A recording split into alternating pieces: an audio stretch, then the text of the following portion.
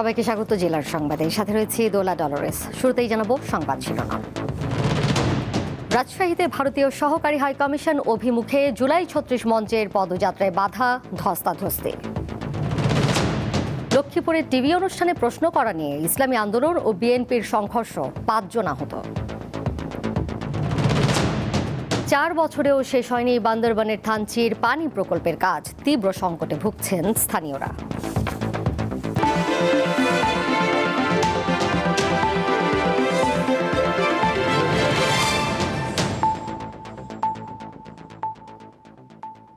শিরোনাম শুনছিলেন, এবারে বিস্তারিত। রাজশাহীতে ভারতীয় সহকারী হাই কমিশনের কার্যালয় অভিমুখে জুলাই ৩৬ মঞ্চের পদযাত্রায় বাধা দিয়েছে পুলিশ। এ সময় পুলিশের সঙ্গে তাদের ধস্তাধস্তির ঘটনা ঘটে। দুপুর ১টার দিকে মহানগরীর ভদ্র এলাকায় এই ঘটনা ঘটে। প্রত্যক্ষদর্শীরা জানান, ভারতীয় আধিপত্যবাদ বিরোধী জুলাই ৩৬ মঞ্চের ব্যানারে আন্দোলনকারীরা মহানগরীর ভদ্রা মোড় থেকে পদ্মা আবাসিক এলাকায় অবস্থিত ভারতীয় সহকারী হাই কমিশন ঘেরাও করতে যায়। পুলিশ ব্যারিকেড দিয়ে তাদের বাধা দিলে আন্দোলনকারীরা ব্যারিকেড ভাঙার চেষ্টা করে। এ সময় আন্দোলনকারীদের সাথে পুলিশের ধস্তাধস্তির ঘটনা ঘটে।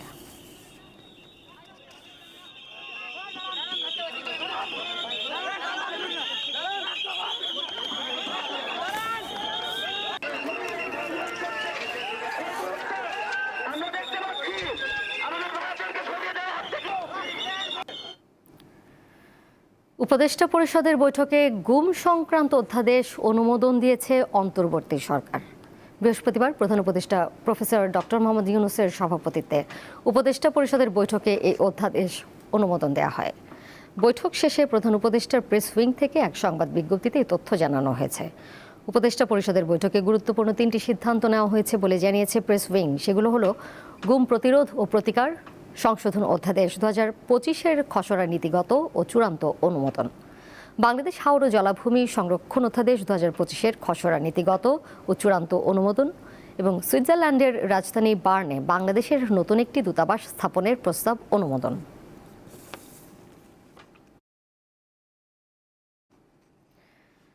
ইনকিলাব মঞ্চের মুখপাত্র গুলিবিদ্ধ ওসমান হাদী এখন জীবন মৃত্যুর সন্ধিক্ষণে দাঁড়িয়ে। তার পরিবারের পক্ষ থেকে সিঙ্গাপুরে অপারেশন করার অনুমতি দেওয়া হয়েছে। বিকেলে ফেসবুক পোস্টে ইনকিলাব মঞ্চের পক্ষ থেকে এ তথ্য জানানো হয়। একই সঙ্গে হাদীর জন্য দেশবাসীর কাছে দোয়া চেয়েছে প্ল্যাটফর্মটি। হামলাকারীরা গ্রেপ্তার না হওয়া পর্যন্ত আন্দোলনেরও হুমকি দেওয়া হয় ওই ফেসবুক পোস্টে। মূল সন্দেহভাজন ফয়সাল যদি ভারতে পালিয়ে যায়, সেক্ষেত্রে দেশটির সরকারের সঙ্গে আলোচনা করে তাকে যে কোনো মূল্যে দেশে ফিরিয়ে আনার দাবি জানিয়েছে ইনকিলাব মঞ্চ। গত ১২ ডিসেম্বর দুপুরে রাজধানীর পুরানো পল্টনের বক্স কালভার্ট রোডে দুর্বৃত্তরা শরীফ ওসমান হাদীকে লক্ষ্য করে গুলি চালায়। পরে তাকে উন্নত চিকিৎসার জন্য সিঙ্গাপুরে নেওয়া হয়।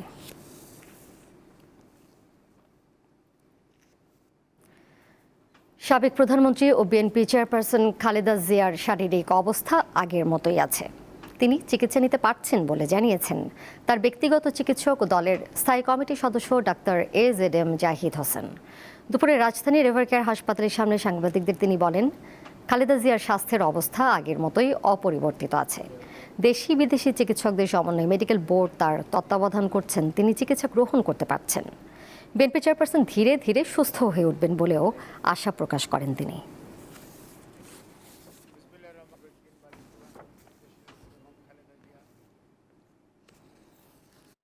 এখন পর্যন্ত চিকিৎসকদের পরামর্শ মোতাবেক যে চিকিৎসা ওনাকে দেওয়া হচ্ছে, সেই চিকিৎসা উনি ঠিকমতো গ্রহণ করতে পারছেন।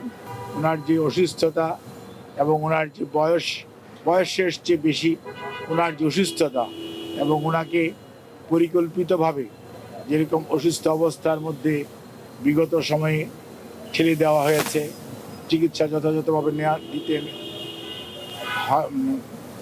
দেওয়া যায়নি অথবা দিতে দেওয়া হয়নি। সেই কারণেই ওনার শারীরিক জটিলতা মারাত্মক রকম বেড়ে গিয়েছিল। সেই জন্যই এবার উনি বেশ কঠিন সময় পার করছেন। বিএনপির ভারপ্রাপ্ত চেয়ারম্যান তারেক রহমান 25 ডিসেম্বর বাংলাদেশ বিমানের ফ্লাইটে সকাল 11:55 দেশে পৌঁছাবেন বলে জানিয়েছেন দলের স্থায়ী কমিটির সদস্য সালাউদ্দিন আহমদ। বাংলাদেশ বিমানের যেটা নিয়মিত ফ্লাইট, যেটা কমার্শিয়াল ফ্লাইট, সেটাতেই উনি আসছেন। এবং সেটা ল্যান্ডিং টাইমটা 11:55 ঢাকা বিমানবন্দরে, 12টাই বলতে পারি আমরা। যেহেতু বাংলাদেশের জনগণ তাকে এক নজর দেখার জন্য উদ্গ্রীব হয়ে আছে, উন্মুখ হয়ে আছে এবং তার দুটো কথা শোনার জন্য উন্মুখ হয়ে আছে, সেই জন্য আমরা ব্যবস্থা করার চেষ্টা করছি কোন জায়গায় হলে সেটা ভালো হয়, জনদুর্ভোগ যাতে না হয়, সবকিছু বিবেচনায় আমরা জায়গাগুলো পরিদর্শন করছি। বিএনপি চেয়ারপারসন খালেদা জিয়াকে ব্যঙ্গ করে অশালীন ও অরুচিকর ছবি সামাজিক যোগাযোগ মাধ্যমে শেয়ার করার প্রতিবাদে শরীয়তপুরে বিক্ষোভ সমাবেশ অনুষ্ঠিত হয়েছে। সকাল 11টায় শরীয়তপুর জেলা আইনজীবী সমিতির সামনে বিক্ষোভ সমাবেশের আয়োজন করে শরীয়তপুর জেলা বিএনপি ও সহযোগী অঙ্গ সংগঠন। বক্তারা জানান, এভারকেয়ার হাসপাতালে চিকিৎসাধীন খালেদা জিয়াকে নিয়ে কটূক্তি ও ব্যঙ্গচিত্র শেয়ার করা চরম নৈতিক অবক্ষয় ও মানবতা বিরোধী কাজ। এই ধরনের কর্মকাণ্ডে জড়িতদের দ্রুত শনাক্ত করে দৃষ্টান্তমূলক শাস্তির আওতায় আনার দাবি জানান তারা। আমি ধন্যবাদ জানাই এই ধরনের একটি বক্তব্য দেওয়ার জন্য। এই মুহূর্তে আমাদের সম্মুখে আছে। এবার কেওয়াই স্টিল চট্টগ্রাম সংবাদ।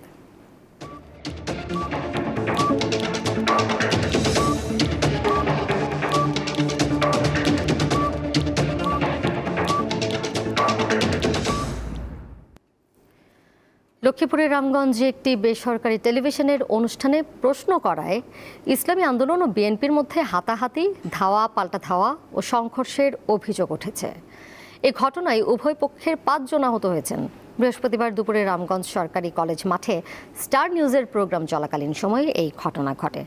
পরে ঘটনাস্থলে পুলিশ পৌঁছে পরিস্থিতি নিয়ন্ত্রণে আনে। পুলিশ ও প্রত্যক্ষদর্শী সূত্রে জানা যায়, সকাল 11টার দিকে জাতীয় সংসদ নির্বাচনে প্রার্থীদের নিয়ে স্টার নিউজের প্রোগ্রাম চলছিল।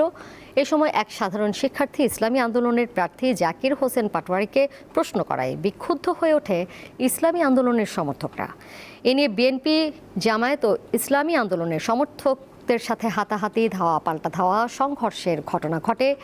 এতে উভয় পক্ষের 5 জন আহত হন। পরে ঘটনাস্থলে পুলিশ গিয়ে পরিস্থিতি নিয়ন্ত্রণে আনে।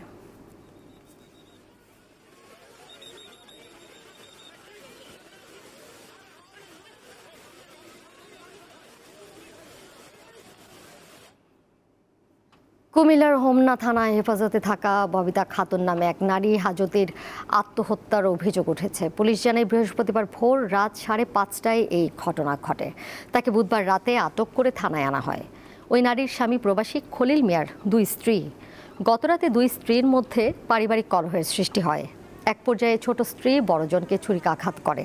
পরে তাকে গুরুতর আহত অবস্থায় হোমনা উপজেলা স্বাস্থ্য কমপ্লেক্সে নেওয়া হয়। এই ঘটনায় স্থানীয়রা অভিযুক্ত খলিল মিয়ার ছোট বউকে আটক করে গাছের সাথে বেঁধে পুলিশে খবর দেয়। পরে পুলিশ এসে রাতে থানায় নিয়ে গেলে আজ ভোরে গলায় ওড়না পেঁচানো অবস্থায় তার মরদেহ উদ্ধার করা হয়।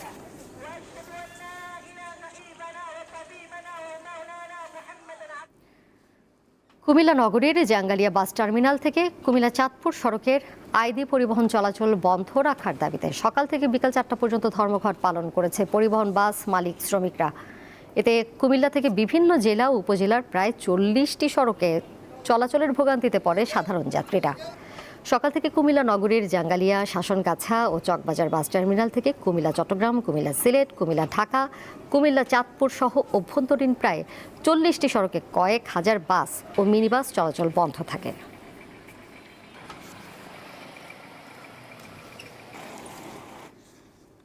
ফেনীতে গ্রামীণ ব্যাংকের কার্যালয়ে আগুন দিয়েছে দুর্বৃত্তরা।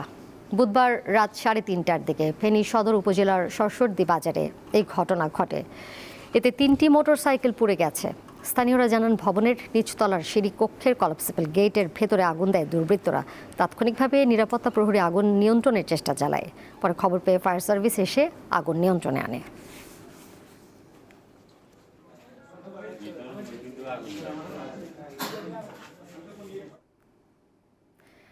বান্দরবানের থানচিতে 4 বছরেও চালু হয়নি পানি সরবরাহ প্রকল্প। ফলে বিশুদ্ধ পানির তীব্র সংকটে ভুগছেন স্থানীয়রা। নানা জটিলতায় প্রকল্পের কাজ সম্পন্ন করা সম্ভব হচ্ছে না বলে জানিয়েছে কর্তৃপক্ষ। বান্দরবানের থানচি পাহাড়ে বসবাসকারীদের বিশুদ্ধ পানি সরবরাহ নিশ্চিত করতে 2021 সালের জুলাইয়ে 8 কোটি টাকা ব্যয়ে পানি সরবরাহ ও স্যানিটেশন প্রকল্প হাতে নেয় জনস্বাস্থ্য প্রকৌশল অধিদপ্তর। নির্ধারিত সময়ের মধ্যে শেষ করার কথা থাকলেও নানা জটিলতায় এখনো শেষ হয়নি প্রকল্পের কাজ। পানি শোধনাগার সহ অবকাঠামোগত নির্মাণ কাজ দৃশ্যমান হলেও পানি সরবরাহের পাইপলাইনগুলো পড়ে রয়েছে অকেজো অবস্থায়, নষ্ট হচ্ছে নানা যন্ত্রাংশ। ট্যাঙ্কির ব্যবস্থা করছে যে পানি নির্মাণের যে 3-4 বছর পর্যন্ত কাজগুলো মানে কিছু করে আমাদের টাঙ্কি এলাকাতে যে পানির জন্যই আমরা খুব হাহাকার। এই নপায় কি করব, এখন পানিও নপায়, কিছু নপায়, 3 বছর হয়ে। প্রকল্পটি বাস্তবায়ন না হওয়ায় স্থানীয় বাসিন্দাদের বাধ্য হয়ে পাহাড়ি ঝিরি, ঝর্ণা ও ছড়ার পানি ব্যবহার করতে হচ্ছে। এতে বাড়ছে স্বাস্থ্য ঝুঁকি। আমরা উপকার পাচ্ছি না, আমরা কোনো উপকার পাচ্ছি না, আমরা কোনো পানি পাচ্ছি না। আমরা মানে কি অনেক কষ্ট হয় পানি আনতে। পানি নিয়ে আমরা এত যে কষ্ট, মানে পানি তুলতে না পারলে আমরা খেতেও পারি না পানি নিচের থেকে। আর জিরির পানি ওগুলো তো খাওয়া যায় না, অনেক এখন ময়লা আবর্জনা পানিতে, বেশি দূষিত পানি। ভূমি অধিগ্রহণ জটিলতার কারণে প্রকল্প চালু করতে দেরি হচ্ছে, তবে ভূমি সংক্রান্ত সমস্যা নিরসন হলে দ্রুত প্রকল্পটি চালু করা হবে বলে জানিয়েছেন নির্বাহী প্রকৌশলী। ভূমি অধিগ্রহণের জটিলতার কারণে আমরা এতদিন আমাদের প্রকল্পটা সম্পন্ন করতে পারিনি। তো এই বছর আমরা ভূমি অধিগ্রহণের আমাদের কাজটা শেষ হবে এবং আমরা এই প্রকল্পটা এই বছরই আমরা চালু করতে পারবো। প্রকল্পটি চালু করা গেলে উপকৃত হবে থানচি সদরের 1000 পরিবার। কামরুন নাহার, দীপ্ত, বার্তা কক্ষ। দেশের সর্বোত্তরের জেলা পঞ্চগড়ের উপর দিয়ে বয়ে যাওয়া মৃদু শৈত্যপ্রবাহ অব্যাহত রয়েছে। সকাল 9টায় জেলায় সর্বনিম্ন তাপমাত্রা 9.5 ডিগ্রি সেলসিয়াস রেকর্ড করেছে তেঁতুলিয়া আবহাওয়া অফিস। দিনাজপুরে হিমেল বাতাসের সঙ্গে পাল্লা দিয়ে বাড়ছে শীতের তীব্রতা। সন্ধ্যা নামলেই কনকনে ঠান্ডায় বিপর্যস্ত হয়ে পড়ে জনজীবন। সকাল 6টায় জেলায় সর্বনিম্ন তাপমাত্রা 11.8 ডিগ্রি সেলসিয়াস পরিমাপ করা হয়। উত্তরের আরেক জেলা কুড়িগ্রামে শীতের দাপটে জবুথবু জনজীবন। সকাল 6টায় জেলায় সর্বনিম্ন তাপমাত্রা 12.3 ডিগ্রি সেলসিয়াস রেকর্ড করেছে রাজারহাট আবহাওয়া পর্যবেক্ষণ কেন্দ্র। হিমেল বাতাসে দিনের বেলাতেও কনকনে ঠান্ডা অনুভূত হচ্ছে। সন্ধ্যা থেকে সকাল পর্যন্ত কুয়াশায় ঢাকা থাকছে বিস্তীর্ণ এলাকা।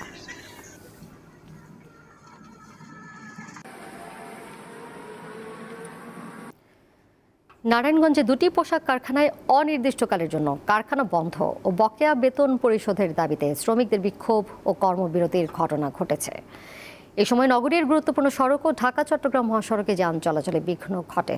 নগরীর SM মালের রোড এলাকায় অবস্থিত রাসেল গার্মেন্টস অনির্দিষ্টকালের জন্য বন্ধ ঘোষণার প্রতিবাদে সকাল থেকে বিক্ষোভ করেন শ্রমিকরা। এই সময় প্রতিষ্ঠানটির সামনের আঞ্চলিক সড়কে কিছু সময়ের জন্য অবস্থান নিলে যান চলাচল বন্ধ করে দেওয়া হয়। তাদের দাবি, অশোভন আচরণের অভিযোগে কারখানার GM গোলাম মোস্তফার অপসারণ, শ্রম আইন অনুযায়ী ছুটি প্রদান, অনিয়মতান্ত্রিক শ্রমিক ছাঁটাই বন্ধ সহ মোট 19 দফা দাবি বাস্তবায়ন করতে হবে। এদিকে সিদ্ধিরগঞ্জের মৌচাক এলাকায় অবস্থিত কোরেশ বাংলাদেশ লিমিটেড কারখানায় নভেম্বর ও চলতি ডিসেম্বর মাসের বকেয়া বেতনের দাবিতে শ্রমিকরা কর্মবিরতি পালন করেন। বেলা 1:45টায় শ্রমিকরা ঢাকা-চট্টগ্রাম মহাসড়ক অবরোধ করলে সড়কে যানজটের সৃষ্টি হয়।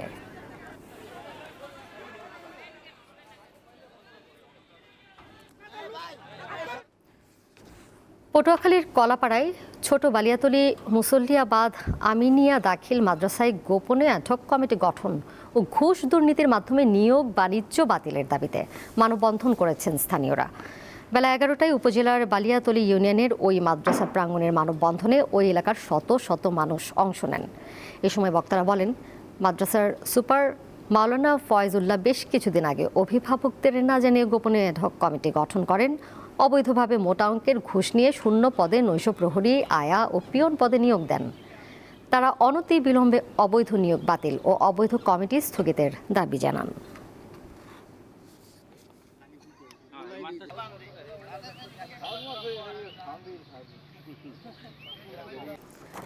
পটুয়াখালীর কুয়াকাটায় একটি আবাসিক হোটেল থেকে ফাহিমা আক্তার নামের এক নারী পর্যটকের মরদেহ উদ্ধার করেছে পুলিশ। গতরাত 1টার দিকে পৌর শহরের 3 নং ওয়ার্ডের শালীন নামের আলিশান নামের ওই হোটেলের 105 নম্বর কক্ষ থেকে তার মরদেহ উদ্ধার করা হয়। হোটেলের নিবন্ধন অনুযায়ী ফাহিমা কলাপাড়া উপজেলার ধানখালী ইউনিয়নের বাসিন্দা। পুলিশ জানায়, গত 2 ডিসেম্বর আরিফ হোসেন নামের এক যুবক ও ফাহিমা আক্তার কুয়াকাটা এসে স্বামী স্ত্রী পরিচয়ে ওই হোটেলে ওঠেন। বুধবার বিকাল থেকে ওই কক্ষের দরজা বাইরে থেকে তালাবদ্ধ থাকায় হোটেল কর্তৃপক্ষের সন্দেহ হয়।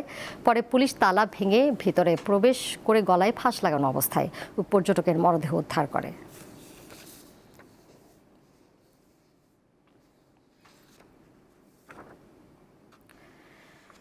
দক্ষতা নিয়ে যাব বিদেশ, রেমিটেন্স দিয়ে গড়ব দেশ।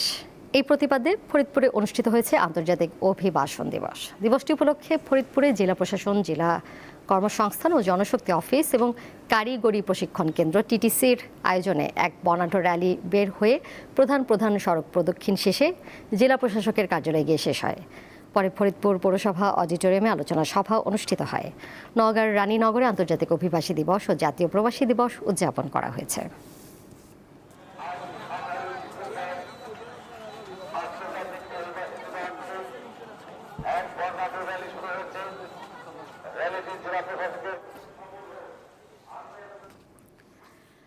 ড্রাগন চাষে ভালো ফলন পেতে যশোরের শার্শায় লাইট পদ্ধতি ব্যবহার করা হচ্ছে। গ্রীষ্মের এই ফল শীতকালে পেতে সন্ধ্যা থেকে ভোর পর্যন্ত গাছের সঙ্গে বৈদ্যুতিক বাতি জ্বালিয়ে রাখা হচ্ছে। এতে সুফল পাচ্ছেন চাষিরা। শীতের সন্ধ্যায় ড্রাগন খেতে জ্বলছে ৩ শতাধিক বাতি। দূর থেকে দেখে মনে হবে মাঠ জুড়ে জোনাকি পোকা জ্বলছে। কাছে গেলেই দেখা যাবে নিচে সারি সারি ড্রাগন ফলের গাছ। প্রতিটি গাছের উপরে একটি বাতি জ্বালিয়ে রাখা হয়েছে। ড্রাগন সাধারণত গ্রীষ্মকালীন ফল, কিন্তু শীতকালেও এই ফল পেতে মূলত এই লাইটিং পদ্ধতি ব্যবহার করা হচ্ছে। বৈদ্যুতিক বাতির আলোক রশ্মিতে ড্রাগনের ফুল ফুটিয়ে ফল উৎপাদনে সফল হয়েছেন যশোরের শার্শার বসতপুর গ্রামের মনিরুজ্জামান মনির। বেশি ফলনের আশায় লাইটিং করেছি, তো বিদ্যুৎ খরচ হচ্ছে অনেক। সরকার যদি আমার এই বিদ্যুৎ খরচটা এখন বাণিজ্যিক চলছে, বাণিজ্যিকের পরিবর্তে যদি শেষ লাইন দিত তাহলে আমার পক্ষে অনেক সুবিধা হতো। নিজের ২০ বিঘা জমিতে কৃত্রিম আলোয় ড্রাগনের চাষ শুরু করেছেন তিনি। ড্রাগন ক্ষেতের রাতের সৌন্দর্য দেখতে এসে ফল ক্রয় করছেন অনেকেই। বাগানে এসে দেখলাম বাগানটা অনেক বড়। এখানে তারা 14 টাকা ইউনিট প্রতি লাইট খরচ করে মাল তৈরি করতে। আসলে এই মালটা 6 মাসি মাল, কিন্তু 12 মাসের জন্য মালটা আপনার লাইট খরচ করা লাগে। এখানে লাইট দিয়ে শীতের সময়ও মালটা হয়। এখানে যে আলোকসজ্জাটা, এটা আসলে ড্রাগনের উৎপাদনের জন্য দরকার এবং দেখতেও অনেক সুন্দর। কারণ ওইখান থেকে আমরা আমাদের নিজের দোকানেও বেশি, খুচরা 100 টাকা করে বেচতেছি। পাইকারিও দেই, খুচরোও বেশি। এখন বর্তমানে 120 টাকা, 110 টাকা, 100 টাকাও বেশি। কৃষি বিভাগ বলছে শীত মৌসুমে দিনের আলো ও তাপ কম থাকায় ড্রাগনের ফুল ফোটা বাধাগ্রস্ত হয়। তবে সন্ধ্যার পর এবং ভোর রাতে গাছে 3 থেকে 5 ঘন্টা আলো ও তাপ দিলে ফুল আসে এবং ভালো ফলন হয়। ড্রাগন চাষি বা উচ্চ মূল্যের ফল আমাদের যে সকল অগ্রসর কৃষক রয়েছে, কৃষি বিভাগের পক্ষ থেকে আমরা প্রশিক্ষণ বা বিভিন্ন প্রয়োজনীয় পরামর্শ দিয়ে যাচ্ছি। যশোর জেলার শার্শা উপজেলায় এবছর 85 হেক্টর জমিতে ড্রাগন চাষ হয়েছে। কামরুন নাহার, দীপ্ত, বার্তা কক্ষ। সাভার ক্যান্টনমেন্ট পাবলিক স্কুল ও কলেজের আয়োজনে শুরু হয়েছে 3 দিন ব্যাপী ন্যাচারাল কালচারাল ফেস্টিভ্যাল। সকালে সাভার ক্যান্টনমেন্ট পাবলিক স্কুল ও কলেজ মাঠ প্রাঙ্গণে অনুষ্ঠানের উদ্বোধন করেন ব্রিগেডিয়ার জেনারেল ইন্তেখাব হায়দার। 3 দিন ব্যাপী এই আয়োজনে দেশের শতাধিক স্কুলের শিক্ষার্থীরা অংশ নিচ্ছে।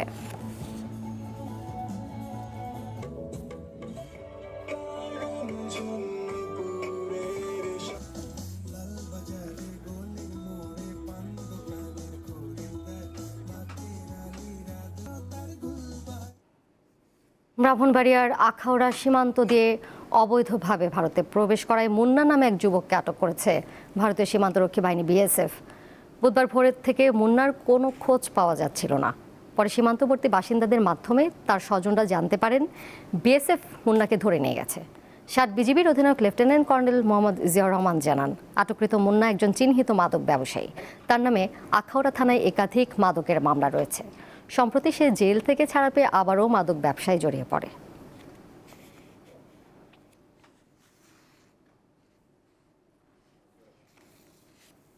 চট্টগ্রামে দেশি ও বিদেশি বিশেষজ্ঞ চিকিৎসকের অংশগ্রহণে 21 ডিসেম্বর অনুষ্ঠিত হবে 19তম বার্ষিক আন্তর্জাতিক হেপাটোলজি সম্মেলন। দুপুরে চট্টগ্রাম মেডিকেল কলেজ হলে সংবাদ সম্মেলনে ASLDB সাধারণ সম্পাদক ডক্টর আব্দুল্লাহ আল মাহমুদ জানান, সম্মেলনের মাধ্যমে চট্টগ্রামের স্বাস্থ্য ও চিকিৎসা খাতে নতুন দিগন্তের সূচনা হবে। দিনব্যাপী হতে যাওয়া সম্মেলনের মূল লক্ষ্য চিকিৎসা শিক্ষা ও গবেষণার মধ্যে সেতু বন্ধন তৈরি করা।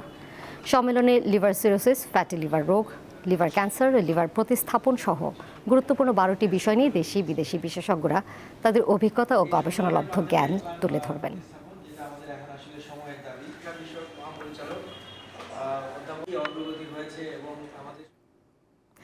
জেলার সংবাদ শেষ করব, যাবার আগে শিরোনামগুলো জানিয়ে দেবো আরও একবার। রাজশাহীতে ভারতীয় সহকারী হাই কমিশন অভিমুখে জুলাই ৩৬ মঞ্চের পদযাত্রায় বাধা, ধস্তাধস্তি। লক্ষ্মীপুরের টিভি অনুষ্ঠানে প্রশ্ন করা নিয়ে ইসলামী আন্দোলন ও বিএনপির সংঘর্ষ, ৫ জন আহত। ৪ বছরেও শেষ হয়নি বান্দরবানের থানচির পানি প্রকল্পের কাজ, তীব্র সংকটে ভুগছেন স্থানীয়রা।